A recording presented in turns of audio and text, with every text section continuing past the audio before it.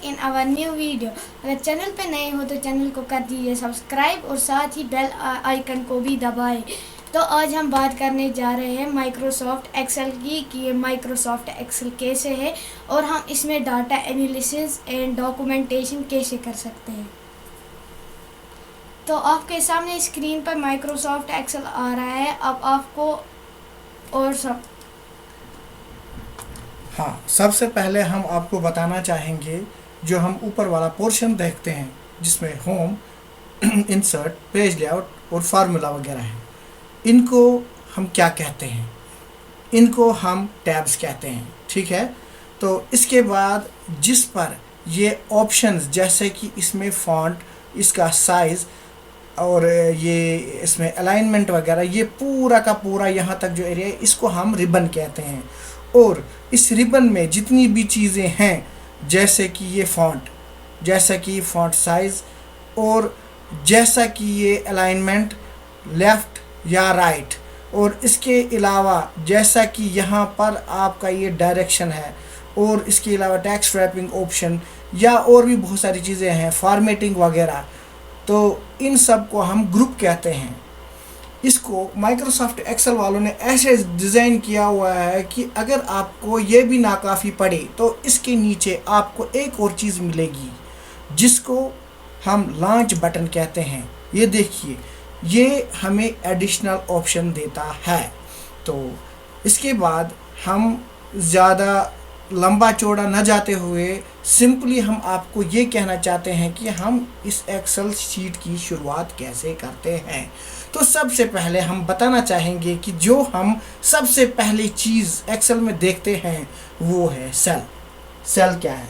Cell एक intersection है जो कि पूरे एरिया में एक दूसरे के साथ जुड़ी हुई होती है, जिनमें एक अल्फ़ा न्यूमेरिकल वैल्यू होता है। जैसा कि आप ये ऊपर पीला बटन देखते हैं और इसकी लेफ़्ट साइड में एक न्यूमेरिक बटन है, वो भी पीले रंग का है, मतलब येलो कलर का। तो इसको हम सेल रेफरेंस भी कहते हैं। सब कुछ यही है। देखिए, जब भी हम कोई भी डेटा लिखते हैं, जब भी हम कुछ भी लिखते हैं, तो हमारी नज़र में ये नहीं होता कि जो ये सेल है इसमें क्या है, मगर इसमें जो वैल्यू है वो हमें पहचान होती है इसी सेल रेफरेंस से। सपोज A1 और फार्मूला अप्लाई भी होती है A1 से। तो हम आपको बताएंगे कि ये रेफरेंस हम कैसे यूज़ कर पाते हैं। मिसाल के तौर पर हम आपके सामने एक क्वेश्चन सॉल्व करेंगे। तो देखिए, मिसाल के तौर पर हम एक सिंपल सा ग्रुप बनाते हैं। तो यहाँ पर मिसाल के तौर पर हमें एक दुकानदार का हिसाब रखना है। मिसाल के तौर पर हम उसके पास लाते हैं सपोज बिल, BILL बिल, या कुछ लिख लीजिए आप, statement, STATE statement of MONTHLY monthly, ITEMSBORROWED borrowed from nearby shop। तो हाँ, तो इसके बाद हम सीरियल नंबर 1 पे हम यहाँ पर कुछ लिखेंगे। सपोज हम उसके पास पेन लाते हैं, उसके पास कॉपीज़ लाते हैं, उसके पास मिसाल के तौर पर टेबल्स लाते हैं, या कुछ भी जो आपकी मर्ज़ी है। उसके पास और भी बहुत सारी चीज़ें हैं जो हम लाते हैं। मिसाल के तौर पर स्पाइसेस, इस वक्त ज़्यादा दिमाग में नहीं आता है इसलिए मैं ज़्यादा इसको एक्सपेंड नहीं कर सकता क्या क्या लाते हैं। बहरहाल ये आपको खुद भी आगे पता चलेगा। तो उसके बाद हम सपोज़ पेन की क्वांटिटी हम 10 लिखेंगे। तो इसके बाद कॉपीज़ हम 2 लिखेंगे। टेबल्स हम इसके पास लाते हैं डेली में 4 पैक। तो स्पाइसेस वगैरह ये 1 लाते हैं। अब हम इसको ऊपर टोटल करेंगे, TOTAL टोटल। तो देखिए, ये बिगनर्स के लिए है, जिन्हें आज तक एक्सेल नहीं पढ़ा है उनके लिए है। तो यहाँ पर देखिए आप, जब हमें टोटल करना होगा तो हमें यही पीले रंग का जो रेफरेंस है, जिसको हम सेल रेफरेंस भी कहते हैं, ये देख के ही करना पड़ेगा। तो देखिए यहाँ पर हमारे लिए वैल्यू क्या है, इसका वैल्यू है E3 तो इसके लिए हमें E3 पर ही पूरा काम करना पड़ेगा। जैसे इसका टोटल क्या बनेगा, यह हमें कैलकुलेट अपने दिमाग से नहीं करना बल्कि इसको करवाना है, तो उसके लिए हमें सेल रेफरेंस देना पड़ेगा। हाँ, तो सबसे पहले हम यहाँ पर करेंगे, सबसे पहला वाला फार्मूला इज इक्वल SUM सम। जब गौर से देखिए ब्रैकेट को शुरू करते हैं, उसके बाद हम देखते हैं कि हमारी रेफरेंस रेंज में कौन सा सेल इसमें आता है जिनको हम टोटल करते हैं। तो यहाँ पर आप देखिए ये रहा A, तो A की रेंज में जो इसका न्यूमरिक वैल्यू है वो आता है 3, मतलब A3। तो आप देखिए इसकी एक बाउंड्री बनी ऑटोमेटिक। तो ये बाउंड्री ये चीज़ डिफाइन करती है कि अब यहाँ से हमारी कैलकुलेशन शुरू होने जा रही है। तो अब ये रेंज बढ़ता हुआ वहाँ तक जाएगा जहाँ तक हमें कैलकुलेट करना है।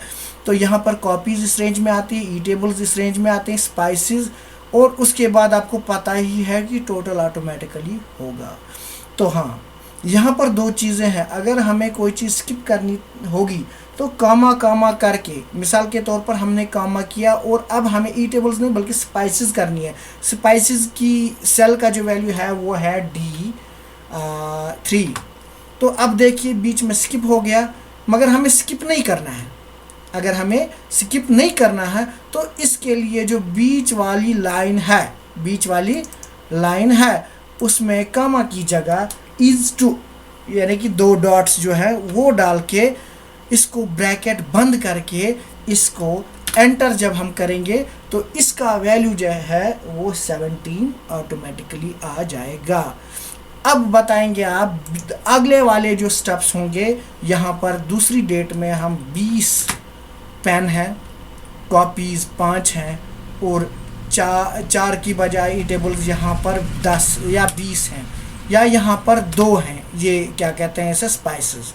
तो अब यहाँ पर आप देखिए हमें अगला टोटल करने के लिए यहाँ पर जब हम ये बाउंड्री बनाएंगे, नीचे जो प्लस मोटा सा लग रहा है, बिल्कुल हॉस्पिटल वाला प्लस है, वाइट है, वैसा ही है लेकिन वाइट है।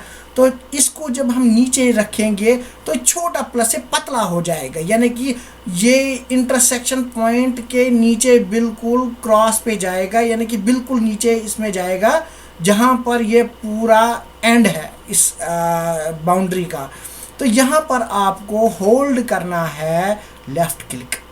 जब आप लेफ़्ट करेंगे होल्ड क्लिक तो इसको राइट क्लिक, जब हम होल्ड करेंगे इसको नीचे लाएंगे ड्रैग करके, तो जितने भी साइड में रेफरेंस रेंज में कैलकुलेशंस हमें करने के लिए होंगी वो ऑटोमेटिकली हो जाएंगी। मतलब इसके अलावा हम 2-4 ट्राई करेंगे। यहाँ पर है 10, यहाँ पर है 40, यहाँ पर है 5, यहाँ पर है 2, यहाँ पर ऑटोमेटिकली हो जाएगा। ये यहाँ पर 20, यहाँ पर 2, यहाँ पर 1, यहाँ पर 1, इसी तरह यहाँ पर 6, यहाँ पर 5, यहाँ पर 2, यहाँ पर 1 फिर से।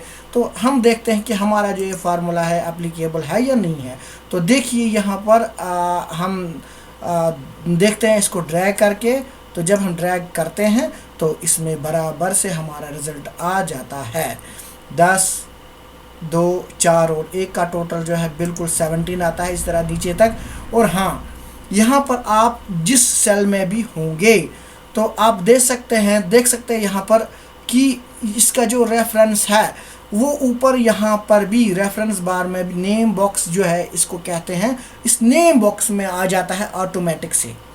और इसको जो यहाँ पर आप देख रहे हैं इसको फार्मूला बार भी कहते हैं। तो आज की वीडियो यहीं तक थी, मिलते हैं आपसे नई वीडियो में। Then till tata bye bye, take care.